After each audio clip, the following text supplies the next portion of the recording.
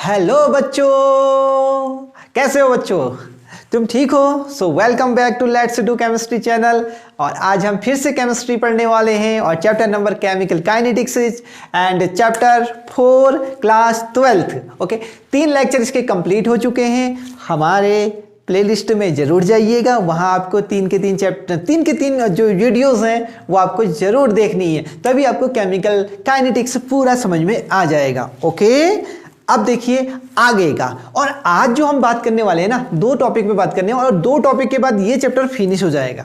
Okay, और वो जो टॉपिक है वो कौन कौन सा है? पहला टॉपिक है सूडो फर्स्ट ऑर्डर रिएक्शन और सूडो यूनिमोलिकुलर रिएक्शन। सेकेंड जो टॉपिक हमारा होगा collision theory of the reaction rate, यानी कोलिजन थ्योरी पे हम बात करेंगे। तो आज हमारे 2 टॉपिक हैं जिन पे हमें बात करनी है 1 बाय 1। तो सूडो फर्स्ट ऑर्डर रिएक्शन हम फर्स्ट टॉपिक लेते हैं। ओके, लेकिन उससे पहले अगर हमारे चैनल पे आप बिल्कुल नए हैं तो please like share and comment करना बिल्कुल मत भूलिएगा। And one more thing, Lal button दबाना भी मत भूलिएगा। ओके, तो शुरू करते टॉपिक हमारा। तो फर्स्ट टॉपिक क्या है मेरे प्यारे बच्चों? तो हम टॉपिक पुट करते हैं। कॉपी पेन निकालो और कॉपी पेन निकालने के बाद इसको लिखो सूडो फर्स्ट ऑर्डर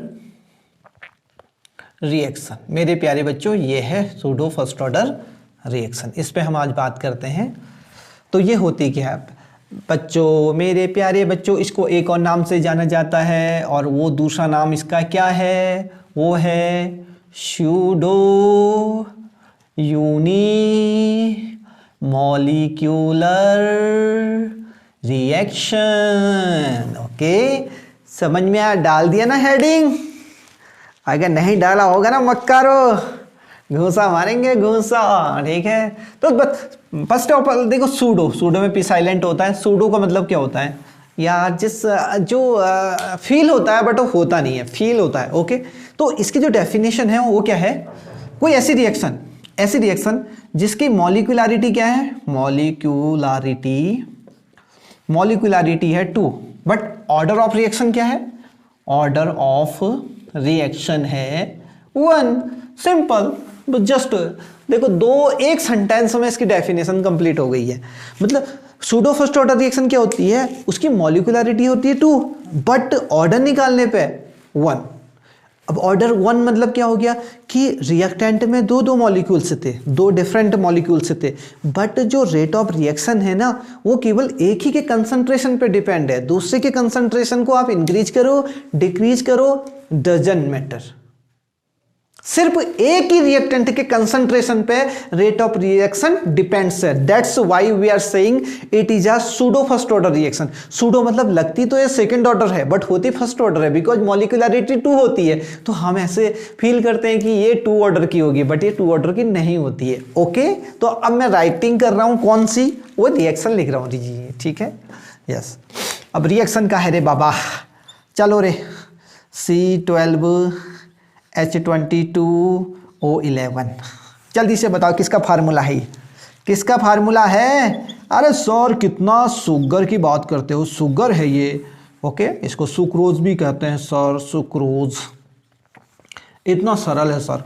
इसको हमने घुसा दिया रे पानी में। किस में घुसा दिया?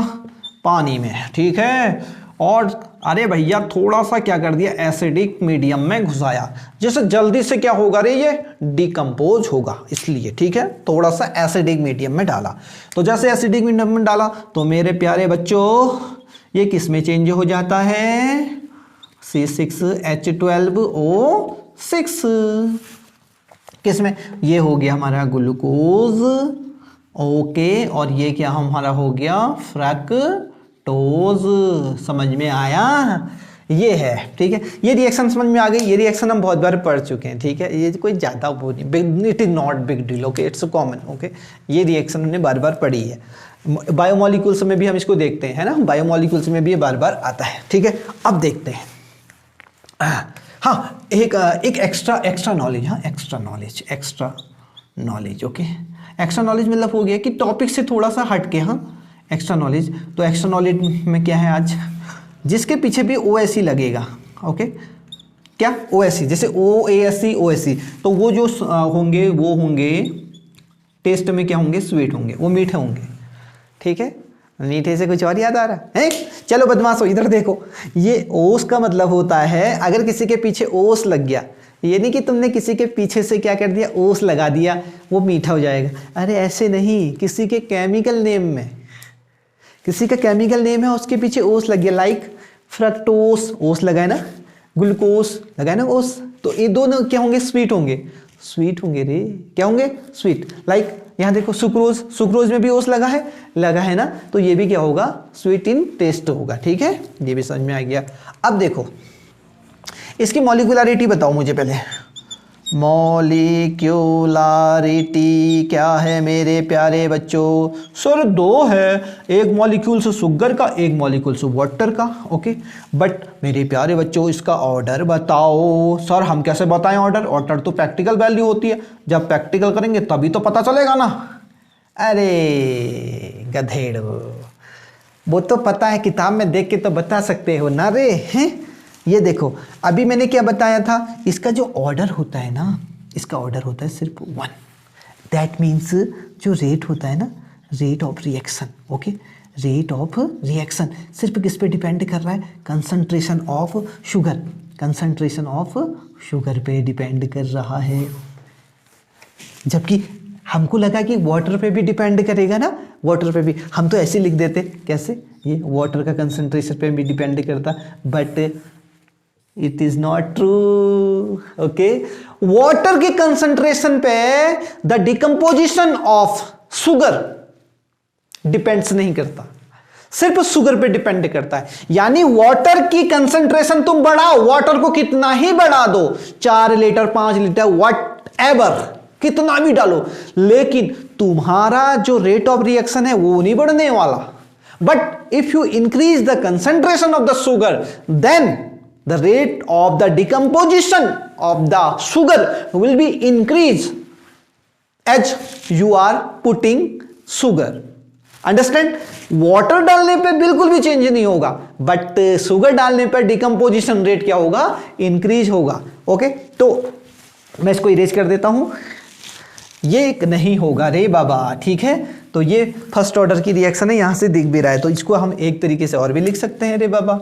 R इज इक्वल टू क्या हो गया, K, और ये हो गया C12O, अरे बाबा H होता है रे बाबा, H22O11। ये मेरे प्यारे बच्चों को समझ में आया ना? यस बोलो, मेरे लाल, मेरे पीले, मेरे हरे, मेरे नीले हैं। Okay okay, once again I am explaining, okay, what is the pseudo first order reaction और pseudo unimolecular reaction। ऐसी कोई रिएक्शन जिसकी मॉलिक्यूलरिटी तो 2 होती है, मॉलिक्यूलरिटी कितनी होती है, 2 होती है, बट उसका जो ऑर्डर होता है वो 1 होता है। Keep in mind, it is the definition of the pseudo first order reaction. Okay, और वन एग्जांपल मैंने आपको बता भी दिया। ठीक है, एग्जांपल मैक्सिमम जो भी वाटर के केस, वाटर ऐसे भी याद सकते हैं, सूडो ऑर्डर कौन सी पेपर में आएगी ना, तो ये कौन सी रिएक्शन है, तो सूडो कैसे पता करेंगे, अगर कोई रिएक्शन वाटर में डिकम्पोज हो रही है, ओके, डिजॉल्व हो रही है, water is the important there, okay, तो तुम समझ जाना ये सूडो होगी, क्योंकि वाटर पे डिपेंड ही नहीं करेगा कौन, the rate of the reaction, इसका रेट ऑफ रिएक्शन डिपेंड ही नहीं करेगा। सो दैट्स व्हाई हम कह सकते हैं ये सूडो फर्स्ट ऑर्डर रिएक्शन है। समझ में आया ना? यस, आपको समझ में आ गया। तो ये हमारा टॉपिक फिनिश हो गया, जल्दी से इसका नोट ले लेना, ठीक है? यस, अब हम बात करेंगे, किस पे बात करेंगे, जल्दी से बताओ रे बाबा मेरे प्यारे बच्चों। अब हम बात करेंगे कोलिजन थ्योरी पे, ठीक है? तो इसको इरेज कर देते हैं।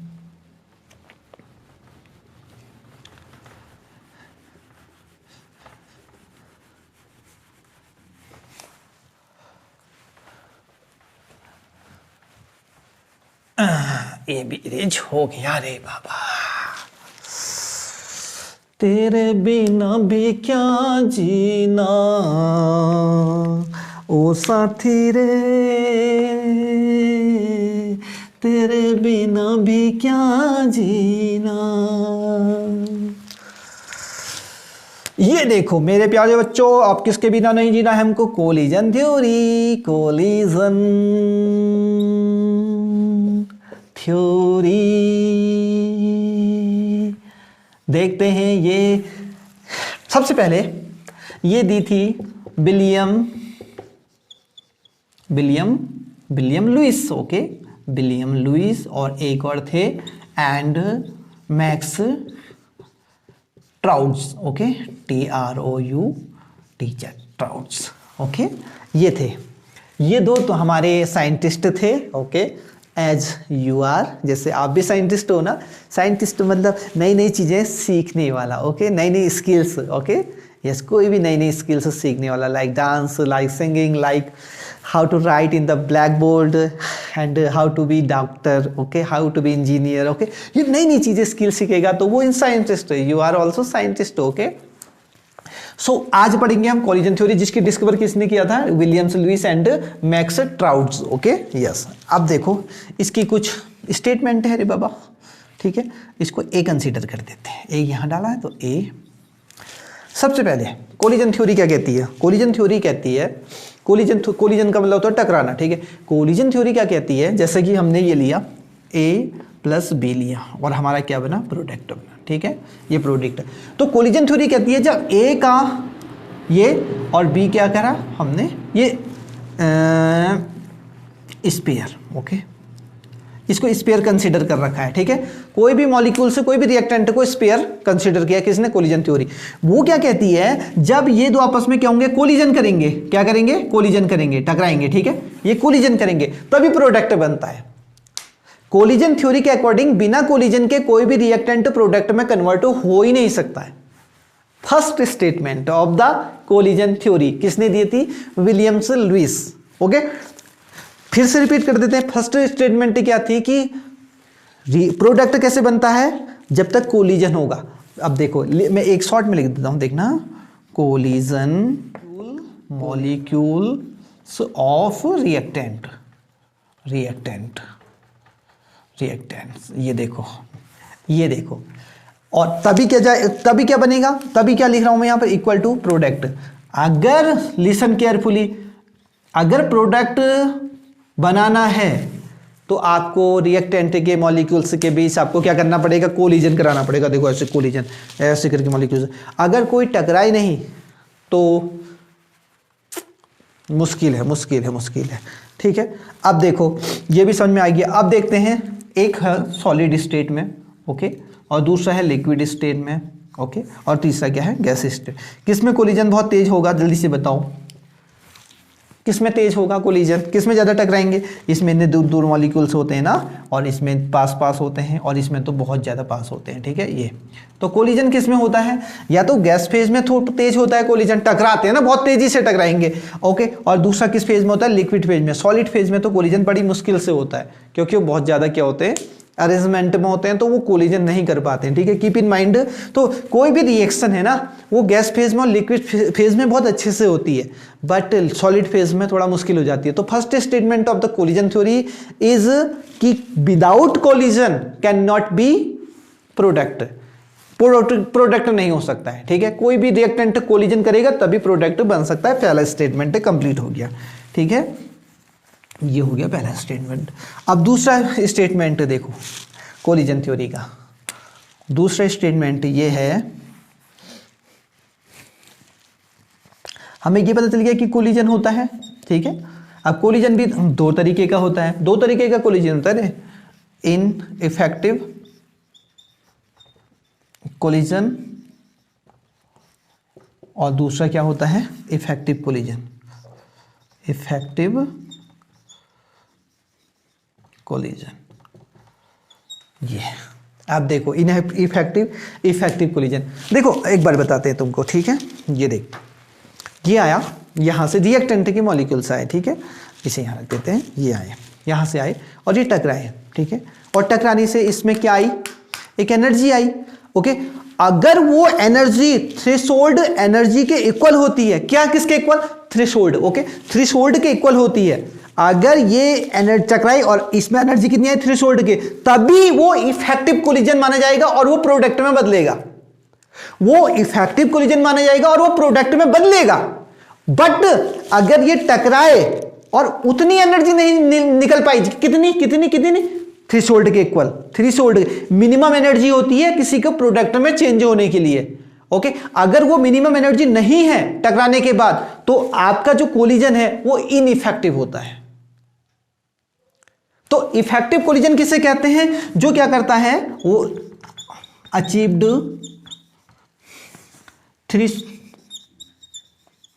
थ्रेशोल्ड एनर्जी किसके? आफ्टर कोलिजन करने के बाद इतनी एनर्जी, इतनी काइनेटिक एनर्जी गेन कर लेता है जो थ्रेशोल्ड एनर्जी के इक्वल हो जाए। और थ्रेशोल्ड एनर्जी क्या है? मिनिमम एनर्जी प्रोडक्ट में कन्वर्ट होने के लिए। और ये सब चीजों की हर अलग अलग प्रोडक्ट की अपनी थ्रेशोल्ड एनर्जी होती है। इसलिए there are two types of the collisions, first ineffective, second effective. Effective collision is that जो कोलिजन आफ्टर कोलिजन एक एनर्जी, एक काइनेटिक एनर्जी अचीव कर लेता है और वो काइनेटिक एनर्जी थ्रेशोल्ड एनर्जी के इक्वल होती है, जो किसी प्रोडक्ट में बदलने पर काम आती है। अगर थ्रेशोल्ड एनर्जी नहीं वो अचीव कर पाएगा आफ्टर कोलिजन, तो वो प्रोडक्ट में कन्वर्ट नहीं हो सकता। Keep in mind, it is very important, important statement of the collision theory. तो ये हो गया, ये प्रोडक्ट में नहीं बदल सकता, ये प्रोडक्ट ही नहीं बना सकते हैं। कौन वाले हैं? ये इनइफेक्टिव कोलिजन होता है। So the second statement of the collision theory is the there are two type of the collisions, first effective, second ineffective. And मैंने एक्सप्लेन कर दिया कि इनइफेक्टिव क्या होते हैं और इफेक्टिव क्या होते हैं। ये भी समझ में आ गया मेरे प्यारे से नन्हे मुन्ने बच्चों को। ओके, अब देखो इसे इरेज करते हैं और फिर स्टेटमेंट लिखते हैं, third statement.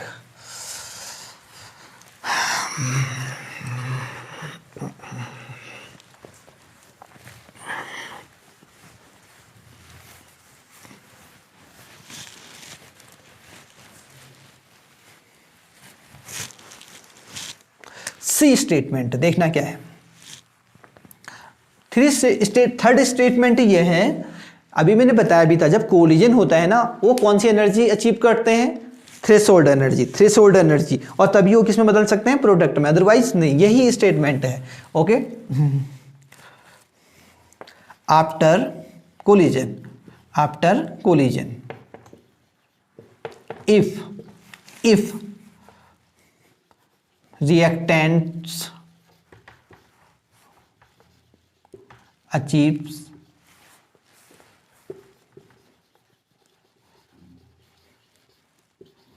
energy, then reactants will be converted into product. देख लो भैया, प्रोडक्ट। अदरवाइज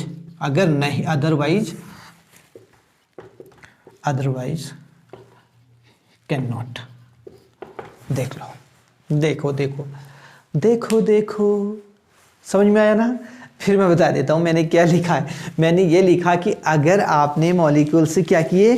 कोलिजन करवाए, ठीक है, कोलाइड हुआ, और उन्होंने एक काइनेटिक एनर्जी, जब भी कोई टकराता है तो काइनेटिक एनर्जी आती है। ओके, एनर्जी आती है, वो एनर्जी थ्रेशोल्ड एनर्जी के इक्वल नहीं है, तो वो जो कोलिजन होगा वो प्रोडक्ट में कन्वर्ट नहीं होगा। Keep in mind.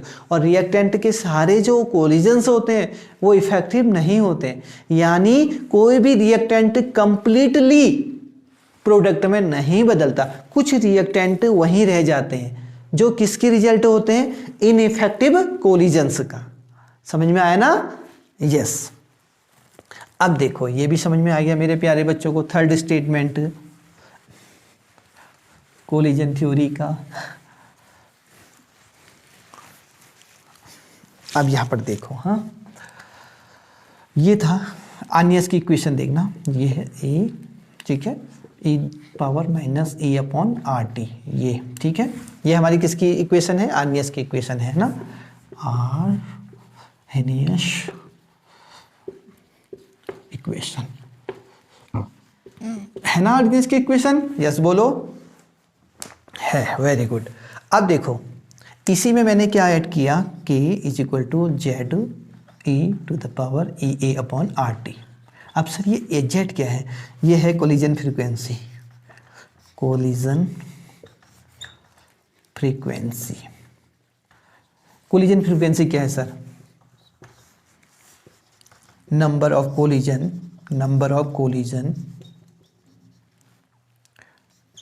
पर यूनिट वॉल्यूम, और एक सेकेंड में।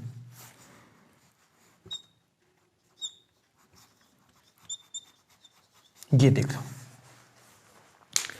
एक सेकेंड में कितने कोलिजन होते हैं उसे क्या बोलते हैं हम? Collision frequency. क्या बोलते हैं? Collision frequency. अब देखो कोलिजन फ्रीक्वेंसी किसके प्रोपोर्शनल है? यहां पर क्या लिख सकता हूं मैं? ये जेड यहां पर से दिख रहा है। यहां से क्या कह सकते हो आप? जो रेट कांस्टेंट है या स्पेसिफिक रेट, वो किसके इक्वल है?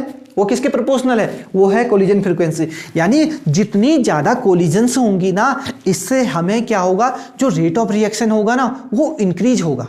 वो क्या होगा? इंक्रीज होगा। रेट ऑफ रिएक्शन क्या होगा? इंक्रीज होगा। कीप इन माइंड, अगर जितनी ज्यादा कोलिजन होंगी, जितनी ज्यादा कोलिजन फ्रीक्वेंसीज होंगी, उतना ज्यादा रेट ऑफ रिएक्शन होगा, और रेट ऑफ रिएक्शन होगा तो उतनी फास्ट क्या होगी? हमारी प्रोडक्ट बनता है। समझ में आ गया? तो ये जेड जो फैक्टर है इसे ध्यान में रखना है। इसको इंट्रोड्यूस किया है किसमें? आर्नियस के इक्वेशन में। तो यहां पर अगर आर्नियस से कंपैरिजन करें ना, आर्नियस से इसको कंपैरिजन करें तो क्या हो सकता है? ए इज इक्वल टू जेड हो सकता है। ये देखो ये, और यहां पर तो ये क्या है? यहां पर क्या था? ये तो आर्नियस कांस्टेंट था ना यहां पर, बट यहां पर क्या हो गया? कोलिजन फ्रीक्वेंसी हो गई। ये भी समझ में आ गया ना? तो collision frequency is very important, ये भी तुम्हें समझ में आ गया। अब एक और चीज, कोलिजन फ्रीक्वेंसी के बाद, कोलिजन फ्रीक्वेंसी के बाद एक और फैक्टर है जो क्या करता है? जो रेट ऑफ रिएक्शन को कोलिजन के थ्रू इंक्रीज करता है। ठीक है, वो देखना कौन सा फैक्टर है। वो है ओरिएंटेशन फैक्टर। कैसा? Orientation factor. जी, ओरिएंटेशन फैक्टर। ओरिएंटेशन फैक्टर को हम पी से लिखेंगे। ओके, ये ओरिएंटेशन फैक्टर। ये देखो मैं पहले इक्वेशन लिख देता हूँ फिर एक्सप्लेन कर देता हूँ। जेड और ये पी हो गया e to the power minus E upon R T. ये इक्वेशन हो गई है। यानी जो के होता है वो डायरेक्टली प्रोपोर्शनल किसके है? ओरिएंटेशन फैक्टर के भी है। ठीक है, ओरिएंटेशन फैक्टर क्या होता है मैं बता रहा हूँ, ध्यान से देखना। हाँ, जैसे कि हमारे पास है CH3 और Br है। ठीक है, और इसमें OH नेगेटिव यहाँ पर अटैक कर रहा है। ठीक है, और ये रिएक्शन हो रही है। अब ये अटैक कर रहा है यहाँ से। ठीक है, ये अब यहाँ पर भी नेगेटिव चार्ज होता है, तुम्हें पता ही है। ठीक है, क्योंकि ये भी यहाँ से निकलता है। ओके, अब देखना, अब अगर और यहाँ से ये अटैक करेगा तो देखो नेगेटिव नेगेटिव क्या होंगे बताओ? ये रिपल हो जाएंगे ना। ये अटैक करना था यहाँ पर, यहाँ से अटैक कर रहा है तो ये रिपल हो जाते हैं ये, और जो पीछे चला जाता है, और जो रेट ऑफ रिएक्शन होता है ना डिक्रीज हो जाता है। क्या हो जाता है? और कभी कभी तो इम्पॉसिबल हो जाता है कि नो प्रोडक्ट ही नहीं बनता है अगर यहाँ से तुमने क्या किया? रिएक्शन करवाई। लेकिन अगर ऑन अदर हैंड हमने क्या किया? Br और OH को यहाँ से लगा दिया। ठीक है, ये न्यूक्लियोफाइल। ओके, और न्यूक्लियोफाइल अटैक कर रहा है किस पे? इस पे, और ये यहाँ से चला गया। देखो इस वक्त क्या हुआ? इस वक्त तो ओरिएंटेशन बहुत अच्छा है जिससे प्रोडक्ट हमारा जल्दी से बन जाएगा। ये देखो कितनी जल्दी बना प्रोडक्ट, बना नहीं बना?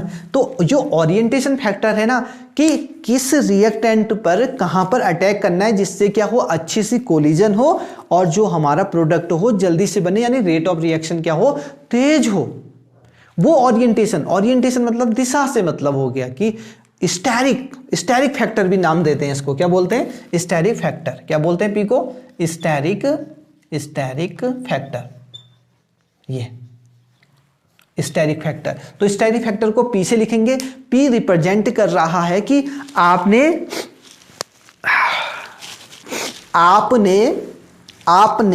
रिएक्टेंट को कौन से डायरेक्शन से क्या करना है? कोलिजन करना है, जिससे प्रोडक्ट का जो रेट हो वो इंक्रीज हो, यानी रेट ऑफ रिएक्शन इंक्रीज हो। So steric factor rate of reaction के प्रोपोर्शनल होता है। तो आपकी जो दिशा होनी चाहिए ना वो बहुत इंपॉर्टेंट है। ओके, दिशा भी बहुत ज्यादा इंपॉर्टेंट है किसमें? प्रोडक्ट में। ओके, समझ में आ गया ना। तो ये यहाँ पर फॉर्मूला बन गया। तो एक हो गया हमारा, देखो इस वाली इक्वेशन को अगर लिखें हम अकॉर्डिंग टू कोलिजन थ्योरी, ये माइनस ए अपॉन आर टी। ओके, यहाँ पर जेड क्या हो गया, कोलिजन फ्रीक्वेंसी, यानी 1 सेकेंड में कितने कोलिजन हो रहे हैं उनका कोलिजन फ्रीक्वेंसी, और दूसरा पी क्या है, स्टेरिक फैक्टर है, स्टेरिक फैक्टर या ओरिएंटेशन फैक्टर भी कह सकते हैं। ये स्टेरिक फैक्टर, ये बहुत इंपॉर्टेंट है, कीप इन माइंड। तो ये पूरी कोलिजन थ्योरी कंप्लीट हो गई है। ठीक है, तो कोलिजन थ्योरी आपको समझ में आ गई होगी, इतना बड़ा तो इसमें है नहीं कुछ, है बहुत सामान्य सी है। ठीक है, कोलिजन थ्योरी कि कोई भी जो रिएक्टेंट होता है ना, बिना कोलिजन के प्रोडक्ट में कन्वर्ट नहीं होता है। समझ में आया ना। यस, तो मुझे एक चीज और याद आ रहा है जो मुझे आपको बताना था, मैं इसे इरेज करता हूं।